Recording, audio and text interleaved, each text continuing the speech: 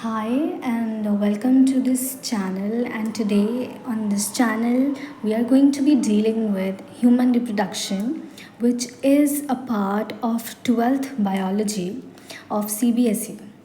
So today we are going to be talking about only the introduction part, जहाँ पे हम introduction में क्या क्या एक्चुअली में ह्यूमन रिप्रोडक्शन में होता है हम उस चीज़ के बारे में समझने की कोशिश करेंगे।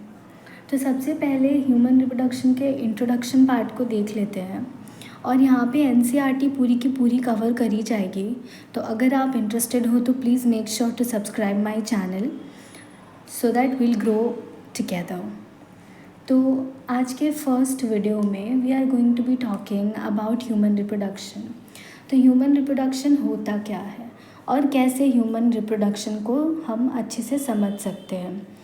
तो जब मेल गैमेट और फीमेल गैमेट जब मेल और फीमेल गैमेट का फ्यूजन होता है और जब जाइगोट बनता है, वहाँ से लेके डिलीवरी ऑफ द बेबी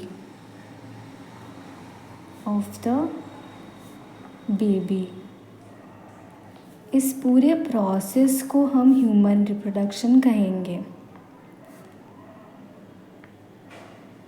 तो ये जानना बहुत ज़रूरी है कि मेल गैमेट और फीमेल गैमेट के फ्यूजन होने के पहले इन दोनों का बनना भी बहुत इम्पॉर्टेंट है।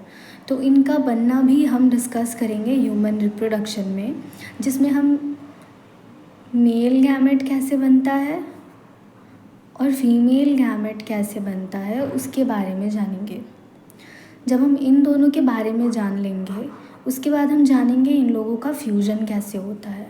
इनका फ्यूजन हो जाने के बाद हम जानेंगे बाकी सारी चीज़ें till the delivery of the baby. ठीक है, अब आगे चलते हैं। तो ये फर्स्ट पार्ट में होता है। तो सबसे पहला पार्ट जैसे कि मैंने बताया, उसमें क्या होता है, मेल और फीमेल गैमेट बनते हैं। तो सबसे पहला प्रोसेस हुआ मेल और फीमेल गैमेट के बनने का, विच मीन्स गैमेटोजेनेसिस। इसका मतलब ये है फॉर्मेशन ऑफ गैमेट्स।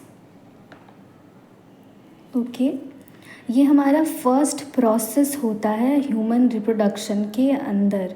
तो अगर आपको कोई बोले कि ह्यूमन रिप्रोडक्शन की शुरुआत कहाँ से होती है, तो हम कहेंगे गैमेटोजेनेसिस। एक चीज़ यहाँ पे आपको समझने की ज़रूरत है, जहाँ जहाँ पे हम जेनेसिस का प्रयोग करेंगे, जहाँ जहाँ पे हम जेनेसिस वर्ड यूज़ करेंगे, वहाँ वहाँ पे you will have to understand that genesis का मतलब ही फॉर्मेशन होता है। गैमेटोजेनेसिस या फिर हम किसी और चीज़ का जेनेसिस करा सकते हैं। हर एक चीज़ एम्ब्रियोजेनेसिस, उसमें भी एम्ब्रियोजेनेसिस में भी क्या बन रहा है, फॉर्मेशन हो रहा है एम्ब्रियो का। तो वैसे वैसे करके चीज़ें होंगी। अब गैमेटोजेनेसिस के बाद क्या होगा, अब गैमेट्स तो बन गए, गैमेट्स हमारे बन गए। अब इनका फ्यूजन होगा। तो जब इनका फ्यूजन हुआ तो इस प्रोसेस को हम कहेंगे फर्टिलाइजेशन। ठीक है, अब फर्टिलाइजेशन हो गया। अब फर्टिलाइजेशन होने के बाद जाइगोट बनता है। जाइगोट हमारा रेडी होने के बाद इसे ज़रूरत है, ये हमारा यूटेरस है, तो यहाँ पे इसका इम्प्लांटेशन होगा और उसके बाद बेबी की ग्रोथ होनी स्टार्ट होगी। तो फर्टिलाइजेशन।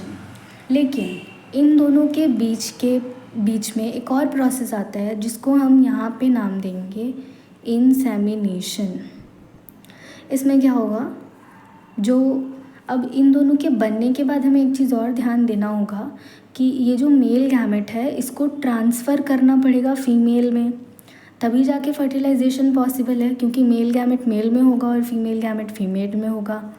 तो अब इंसेमिनेशन होगा जब, तो ये male gamete female reproductive tract के अंदर जाके इस वाले गैमेट मतलब फीमेल गैमेट से मीट करेगा, तो वो इंसेमिनेशन हो गया। तो ये हमारा दूसरा पार्ट, ये हमारा तीसरा पार्ट। अब फर्टिलाइजेशन होने के बाद क्या होगा, फर्टिलाइजेशन होने के बाद होगा जाइगोट का यूटेरस से इम्प्लांटेशन। ठीक है। अब ये इम्प्लांटेशन तो हो गया, इम्प्लांटेशन हुआ, विच मीन्स हम यहाँ लिख लेते हैं इम्प्लांटेशन। ठीक है। अब इम्प्लांटेशन होने के बाद क्या होगा, अब इम्प्लांटेशन तो हो गया जाइगोट का, अब जाइगोट बड़ा होगा। जाइगोट का डेवलपमेंट का जो प्रोसेस होता है, इसमें डिवीजन होगा, डिफरेंशिएशन होगा और उसके बाद एक बेबी का फॉर्मेशन होगा। तो उसमें क्या होगा, इसको हम कहते हैं जेस्टेशन। बहुत बार हमें सुनने में आता है कि जेस्टेशन पीरियड स्टार्ट हो गया है, विच मीन्स इम्प्लांटेशन हो चुका है और जाइगोट अब डिवीजन उसका स्टार्ट हो चुका है, और इसी को हम एम्ब्रियोनिक डेवलपमेंट बोलते हैं, एम्ब्रियोनिक डेवलपमेंट, एम्ब्रियोनिक डेवलपमेंट या जेस्टेशन।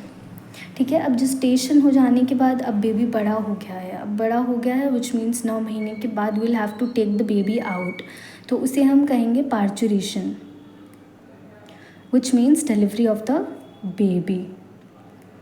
ये हमारा लास्ट स्टेप होता है। So this is it for the introduction part. अब later on we are going to be discussing about male reproductive system, female reproductive system and so on. So stay tuned अगर आपको पूरी की पूरी human reproduction अच्छे से पढ़नी है।